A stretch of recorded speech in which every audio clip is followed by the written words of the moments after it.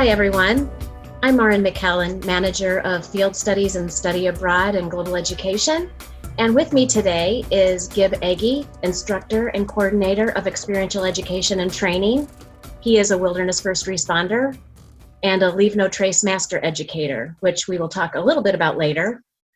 Gib has led more than 250 experiential-based courses to destinations both domestic and international. Thank you for joining me today, Gib. Great. Thanks for having me, Maren. Good to be here. Big fan of the program.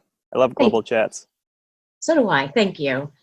Gib, I'm curious to know how the global pandemic has affected your particular field of outdoor and adventure education. Yeah, it's affected it quite a bit. You know, we're here at the College of DuPage. We've had a major change with what we do, not being able to do experiential classes as well as our study abroad programs. And that's pretty much the way it's been all over the world. You know, other countries are addressing the issue very similar with social distancing and body substance isolations through various means. So guides are no longer to guide people. We don't have interpreters out in the field to teach people. And educators are stuck at home, kind of like we are. I don't want to say stuck at home, it's working all right, but doing things very unconventionally to teach, which is hard because, you know, in the wilderness, when the outdoors is your classroom, it's very difficult to do that, kind of like how we're doing over a Zoom meeting. So here and abroad, that seems to be something affecting everybody in the outdoor industry. So that's one of the common things and that everybody seems to be experiencing regardless of where you are. Right. Well, so it might be easier to teach a history class through Zoom, or even maybe math. Teaching rock climbing or backpacking or sea kayaking is pretty much impossible. You know, we can kind of show you basic skills, but what we really do relies on muscle memory and people actually doing the skill. So it's kind of what we say. Go ahead. It's kind of what we say most times throughout the year when we're talking to people about what we do is it's really hard to teach canoeing in a classroom, in a traditional classroom. Exactly. Imagine, you know, being 6 or 15 years old, doing your driver's test online or doing your on the road stuff online. Kind of think of it that way. It's been difficult, but we're slowly seeing a trend of things moving back, and things are getting a little better globally. But so much is still uncertain to where this will take us, especially on a global scale where we're seeing things in the United States plateau, but things could be very different to some of the destinations that we'll head to in the future. Yeah. I've read that outdoor areas, like specifically national parks, may be visited in record numbers this summer. What are some of the pros and cons of that? Yeah, national parks have been very, very unique. Even though they're kind of one cohesive branch of public lands, they're all managed pretty differently, where you have some that just kind of flat out closed. So that really affects the neighboring towns. It affects the people that work in the national parks. Then you have places like Rocky Mountain National Park, which has a reservation system. So they're kind of trying to mitigate, you know, large crowds and the response by making a reservation. So can you imagine, you know, you might make a dinner reservation for Friday night at a restaurant, but if I want to go out to Rocky Mountain National Park with my family right now, I have to kind of really plan. I can't just drop in, which was always the nice thing about national parks, is you could just kind of show up. You could find a trail that works well for you and your group, and you could go for a hike. Where now you really have to think forward. You can't be as spontaneous. So imagine, you know, I have to have an entry date to when I enter a national park. So that's pretty different. That is different because I agree with you with that, because I've been to several national parks, and sometimes we'll go in multiple times a day just to see, you know, we'll go out and have lunch, come back in, do whatever. But part of it is to see the park in different times of day. And to be spontaneous. But what they're doing, I believe, is in part a good idea, because I don't know if you've ever been to a park where you don't have anywhere to park. You know, there's nowhere to park. And just trying to mitigate the crowding, you know, it's, even though you go to these places, you know, to seek solitude, it's very difficult, especially in the front country of the parks, to get that solitude. So I think what Rocky Mountain is doing is they're trying to give you an easier way to get that 6 feet away from one another, with still giving those that want to experience the park to do it safely. So Right.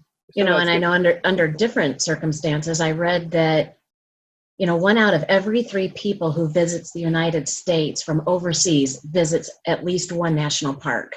Hmm.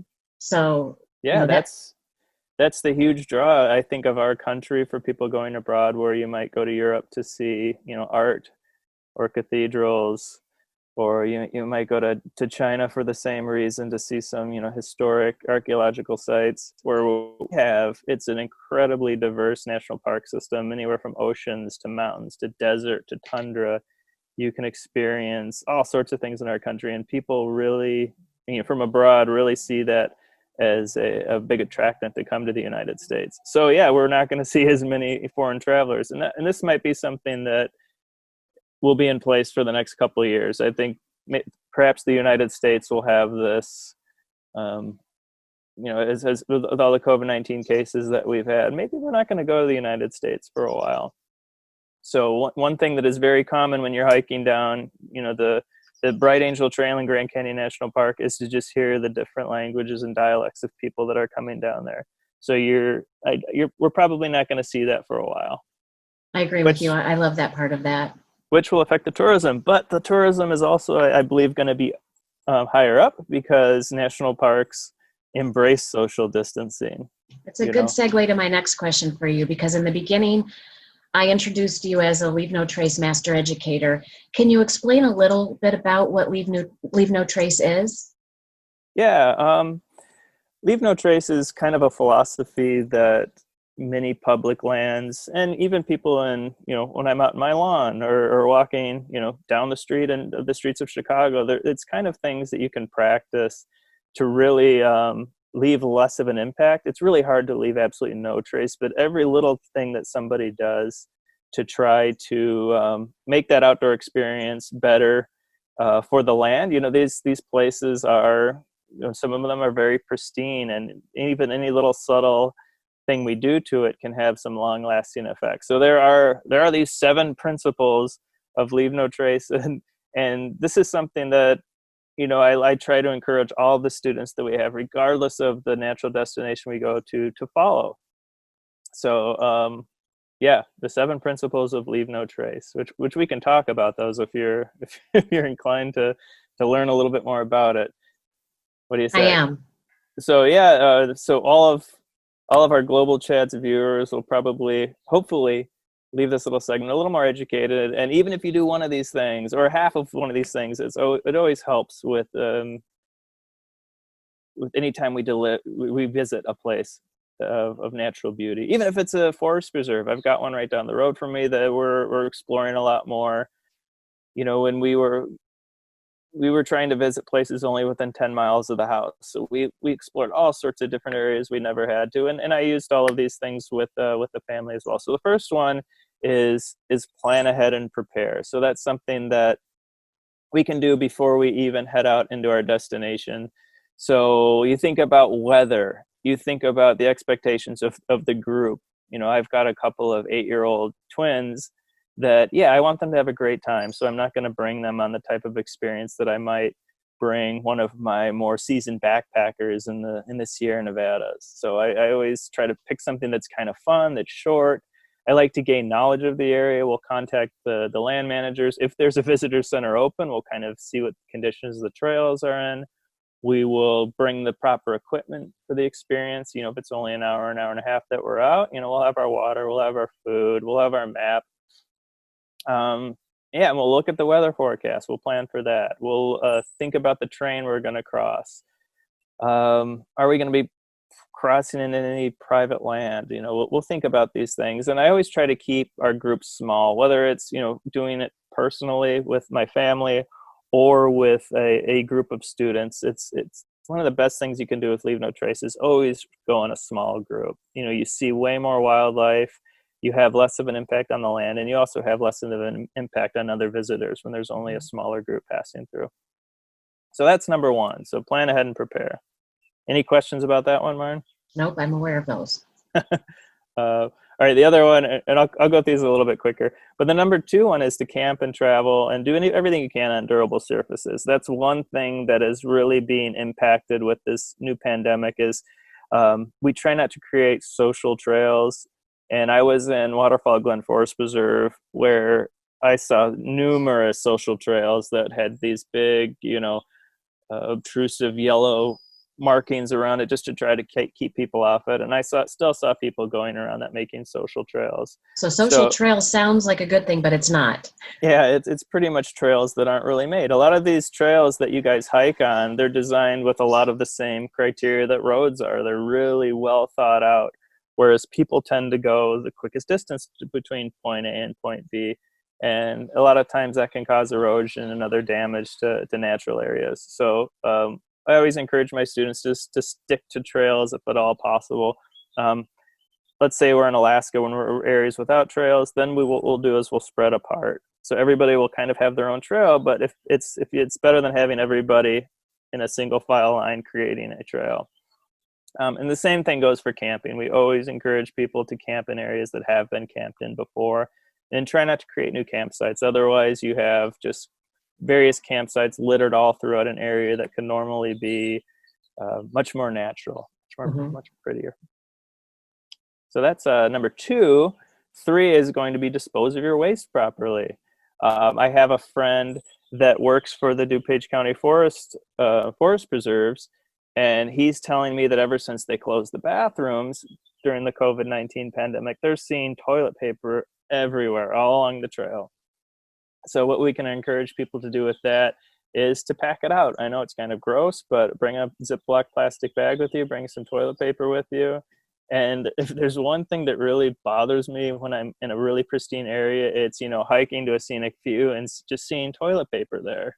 And you really don't think about that when you do it, but you got to think of that lasting impact it has on other people's experience, oh my gosh, really nothing like that kind of really takes you out of the, that moment that you're in. So that makes sense. 4 is going to be leave what you find, which is a really difficult one for people. I've seen people's houses with rocks and antlers and all sorts of souvenirs, but remember that these things are a lot of animals rely on these things. I saw a moose antler when I was up in Alaska, and I really, really wanted to take it home. It was the perfect moose antler. It wasn't too big, so I could definitely stick it in my pack and get it out of Alaska if I needed to. But you have to remember that there's so many animals that rely on that moose antler to live. So that and the next bit, I had to say this incredible impact on me seeing this moose antler in this really beautiful place, and the fact that I were to take that out, then I would have other people that would see this would not have that experience that I have. So we always encourage people to leave what you find, take only photographs, leave footprints type of thing.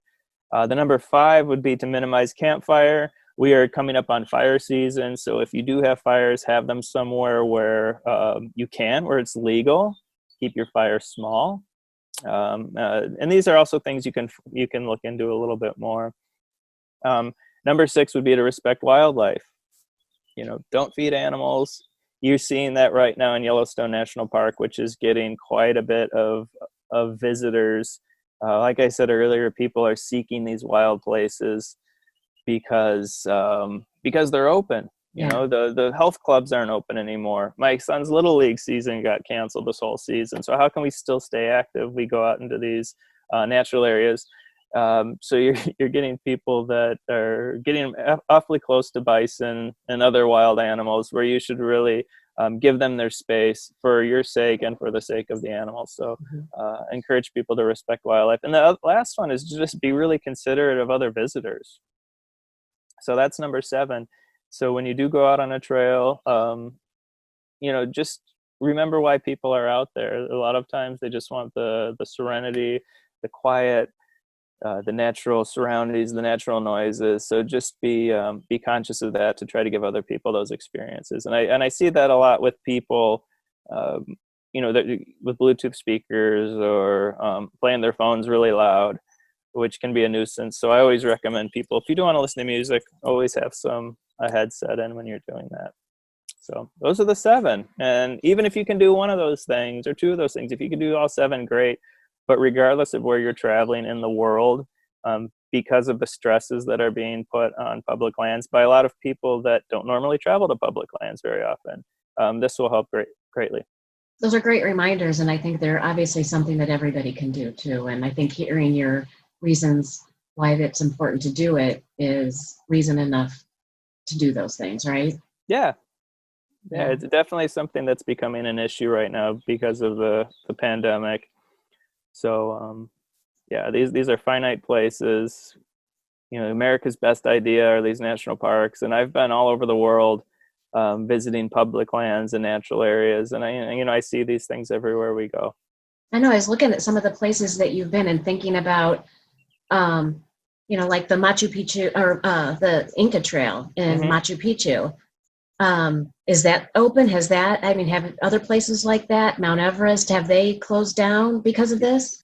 Yeah, we're kind of seeing that trend everywhere. The Inca Trail has been closed, and as last I checked, they don't really have an idea of when it's going to be opening. The Inca Trail is like the premier hike in South America. So we've brought students on it. Last time was in 2016, where it's a 42-kilometer hike to Machu Picchu. There's 2 ways to get there. You can walk there, or you can take the train. I prefer to walk there. It's an incredible experience, but it's not available right now. So those trails are closed. So obviously that's affecting the economy. When you do go to Peru and you hike the Inca Trail, you are employing a team of really local farmers as your porters. So there's a big chunk of people that are already living on a few dollars a day that are missing out on that extra income that's really helping their families. So that's affecting it. Mount Everest is closed for the climbing season, which is in May. So you think of the economy of Nepal and now China that is not getting that huge tourism that it once got. And it's not just the mountain guides and the Sherpas that are losing out on that money. It's all those support services as well, and all those little villages you pass through along the way that really rely on tourism, adventure travel, outdoor education. Yeah. I imagine the same is true with Mount Kilimanjaro then. So long as they're having some effects, obviously, of COVID-19 too, and that affects that economy. They're a little bit different, where they have a different spin on it. I don't know if it's because Africa is seeing in less COVID-19 cases, if it's Africa has a much younger population that obviously could still get this, but it's less of a serious effect usually on younger people. So Africa actually opened their borders recently, and you can now do safaris, at least in Tanzania, and you can climb Mount Kilimanjaro. So if you did want to have one of those incredible adventures, I know it's really hard to leave the United States and get there, but they're doing things very differently in Tanzania, where they're like, we're open, but we're gonna do the social distancing, we're gonna wear the masks, and we'll still bring you up Mount Kilimanjaro if that's something you wanted to do. Oh, wow. Okay. All right. I have one more question for you and then I'll ask you if you have anything that you want to say. But before we end, I want to ask you, for anyone out there looking for a feel-good adventure film, I have one. Is there anything that you'd recommend right now? Yeah, that's really cool that you mentioned that, because that's like the best way to just to kind of segue back to Leave No Trace. You can experience these places. A lot of people, one of them is there's a movie called Mile and a Half, which I'm guilty of saying a lot of times to my students, like, Gib, how much longer until we're there? I'll say Mile and a Half. It's a documentary about hiking the John Muir Trail, which we've done. It's a 220 mile hike across the Sierra Nevada in California. And what's really nice about that, it's in a lot of the movies I really like are where nature really is a character in the movie. It's one thing, with character development, but some cinematographers and directors can really make nature and these wild places a part of the film. And that's one, and it's a very, very difficult hike. Unfortunately, not a lot of people are able to do it because of the difficultiness, but movies like that really give you an idea of what it's like. So that's a good one. There's one called The Great Alone, which is about dog sledding. I really love Alaska. I love Alaska in the winter. I love, things about Alaska natives. So it's a great documentary on dog mushing. There's one called, which I'm sure a lot of people have watched. What is it called? Free Solo. Okay. I believe you can stream that on Disney Plus now. It's a documentary about a guy that free soloed one of the more difficult routes in Yosemite National Park, the biggest exposed chunk of granite in the world. This guy climbed without any ropes, and it's pretty amazing on multiple levels. First, it's a really beautiful movie to watch because Yosemite is incredible, but just watching this guy, 3,000 feet up above the valley floor with really the only thing holding him on are his fingertips and a little bit on his climbing shoes. I saw that, and I don't know that I would characterize that as a feel-good movie because I was so taken with it. But yeah, it was an exhausting time. I can imagine for him, but for me to watch it, it was, yeah. Yeah, if you want to experience sweaty palms by just watching a movie, it's one of those. So that's pretty incredible. It's on the domestic front, but there's so many other good movies in the world. COVID-19 made us cancel our spring break program to Jordan. So if you want to experience Jordan, watch a classic like Lawrence Arabia, the whole Wadi Rum Desert, which we were supposed to be camping in at the end of March, is featured in that movie. There is Crouching Tiger, Hidden Dragon, if you want to experience China. Yeah. So many. So you said you had one. What do you think? Mine right now, I think, would be The Motorcycle Diaries. And Okay. I never heard it put the way you put it before, but I think one of the things I loved about it was South America is a character in that film, and these two guys and just their adventures. And it was, I love it. I think early 2000s, but yeah, the nature was definitely a character, and I love that kind of film. So I get it.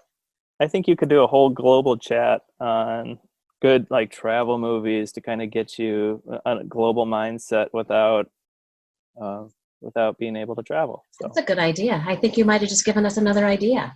Mm-hmm. There you go. I really appreciate you taking the time to talk to me today, Gib. Is there anything else that you would like to say before we wrap it up? Well, I just look forward to this ending so we can bring students back into the world, which we like to use as our classroom. So any of you interested in traveling with us, just please reach out. We do get a lot. Everybody of all ages. We get faculty, staff, students at the College of DuPage. So it's a great way to experience the world. So yeah, come and join us. But thanks for having me, Maren. Have a great day. Thanks a lot, Gib. You too.